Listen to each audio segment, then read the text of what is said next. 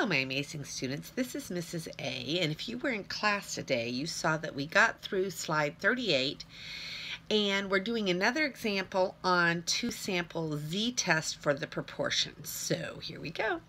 All right, so here is our example. In a study of 200 randomly selected adult female and 250 randomly selected adult male internet users, 30% of the females and 38% of the males said that they plan to shop online at least once during the next month.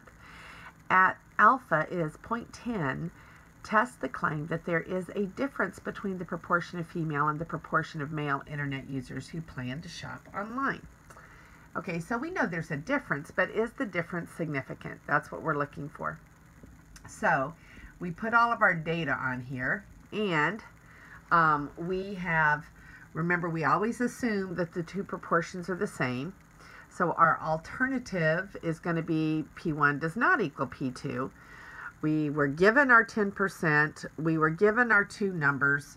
Now, how did we get this 1.645? Remember, that comes from our critical value chart in the back on our z-normal table there.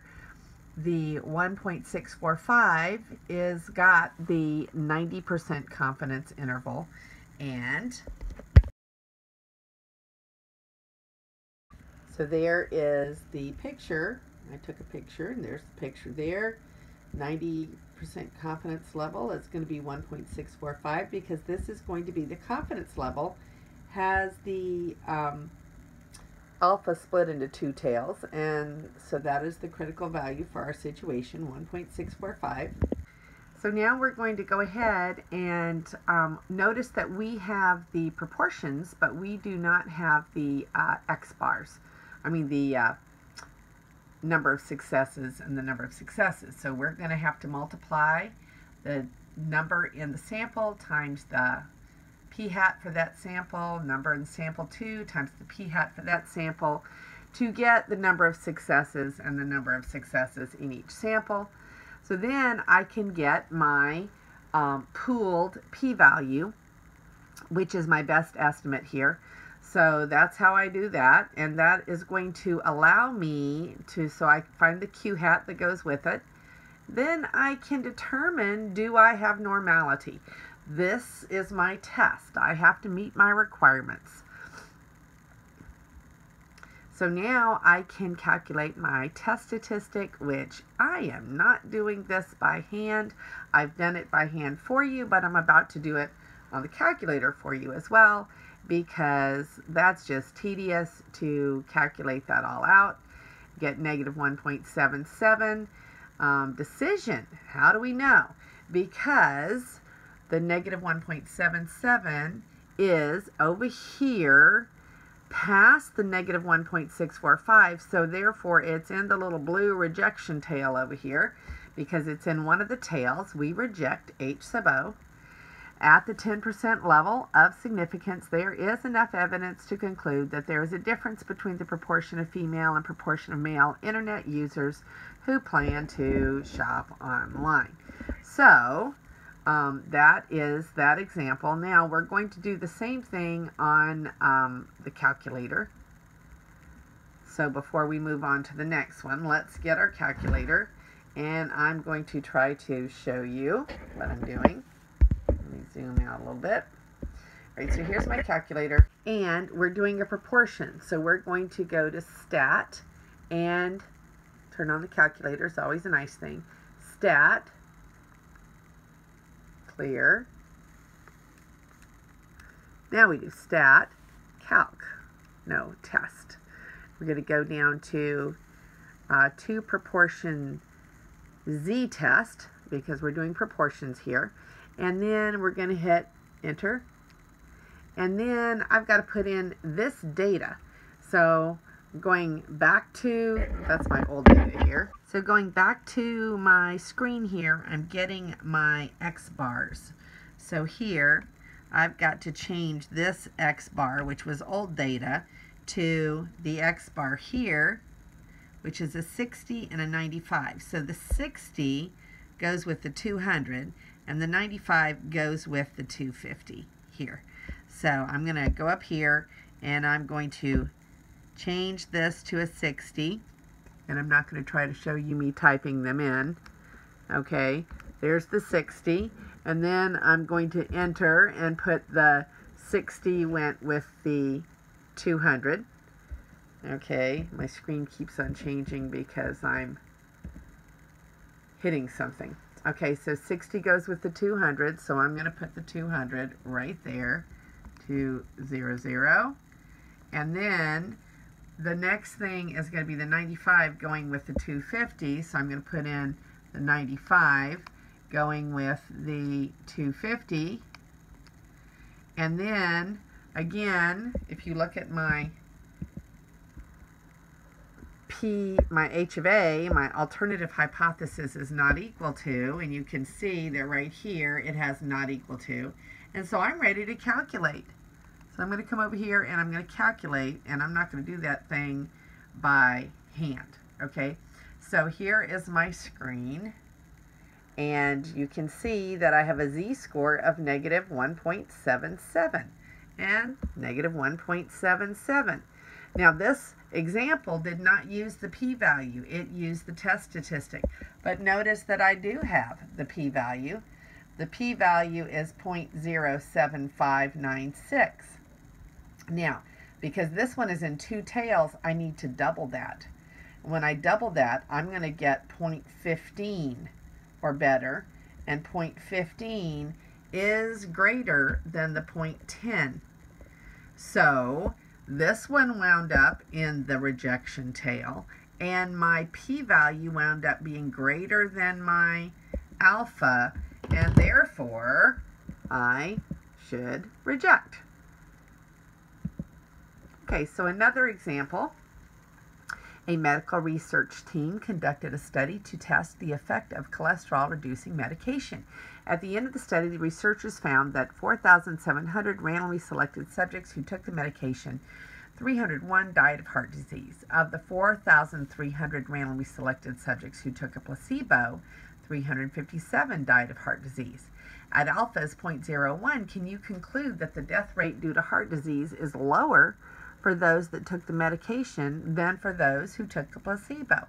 Okay, so this is coming out of a journal of medicine, and you know, it's a very real concern. When you do a study, what does your study actually show? Is there significant improvement?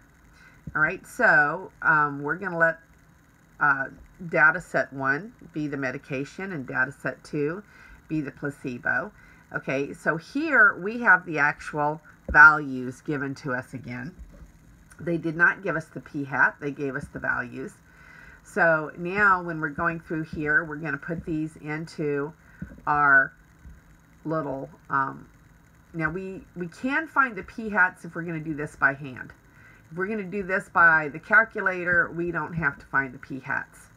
All right, so we can just use our pooled, and our pooled does not have to have a p-hat. So we really only have to calculate the p-hats if we are going to calculate our test statistic without the calculator. We must calculate the p-hats, but we're going to do this same one with the calculator. So we're going to save ourselves all but this. We're going to need to do this. This is our normality check. But we really don't have to do our p-hats to get our pooled p here. We have our numbers, x1 and x2, our successes, and then we've got our n's down there. We can calculate all of this is what we need. We don't really need to do that unless we're going to do this whole thing by hand, which we're not. But we're going to do this one online. So let's go get our numbers. And let's go, we're doing proportions, so we're going to go to, again, stat, test, over to test, enter, and, oops, I entered too quickly. Let's do it again. Stat, test, and then we're going to go down to proportion z test, and hit enter, and we're going to put in our numbers. So we had 301 out of 4700, 301, and 4700. Let me see if I can make this a little bit better. There.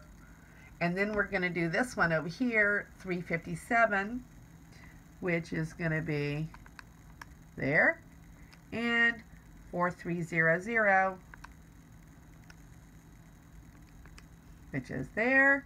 And again, we're doing the not equal to, because we're asking, oh, nope, look at our claim. So basically, P1 is less than P2, and that came from, let's look at our researchers. So basically it says, can you conclude that the death rate due to heart disease is lower? So is the medication death rate lower than the placebo death rate? So we do have a less than, so we're going to let our P1 be less than P2 is the claim, so our H sub O is P1 is greater than or equal to P2. So that means that when we go to do it on here, since our alternate is less than, we're going to not do this one. We're going to take this one over to the less than column, and we're going to hit enter. And now we're going to calculate. So we always have to go look at our H sub A. So that's what my screen should look like before I calculate. And now I'm going to calculate, and I'm going to see if I get the same thing they did. Right, so I've got my z-score, my p-value, and they're doing all the math right there. And then they're going to go do their, and they got negative 3.46, and we got negative 3.455, which rounds to negative 3.46. So we got it just like that, and they had to do all of that, and I'd rather not. Thank you very much. So now we've got our test statistic, and we know, how did they get the negative 2.33? Well, they're getting it right there. They have a one-tailed, and it's 0.01, okay? So because it's 0.01 and it's in one tail, okay, so hopefully you can see where my finger is right there. 0.0099 is the closest that we can get to 0.01. When I go over here to the left, I've got negative 2.3, and when I run it up, I've got 3. So negative 2.33 is the critical value that goes with 0.01 in the left tail. So now that I have the negative 2.33 and the negative 3.46 from my own data, I can see that the negative 3.46 is in the tail, and I will reject H sub O.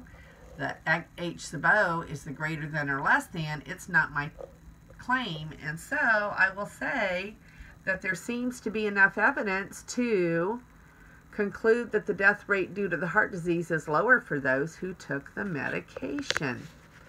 All right, so that is pretty cool. Now that one was done with test statistics. That's done with the critical value. And if we had done the same thing using our p-value, okay, look at our p-value here. Okay, our p-value is 2.75, and then look over to the right, it's e to the negative 4. So that is actually, when you actually write that as a number that you can think about, it's 0.000275, which is less than our 0.01 alpha, which means since this is a left-tailed test, remember, this is a left-tailed test, that means that this value is in the left tail, and it is in the rejection region, and therefore we reject when we do it with a p-test, just as we rejected when we did it with a t-score. All right, so that was where we ended up on the last tape, but I just wanted you to have a chance to see those last couple of examples done for you. And now we will move on to the first section on means.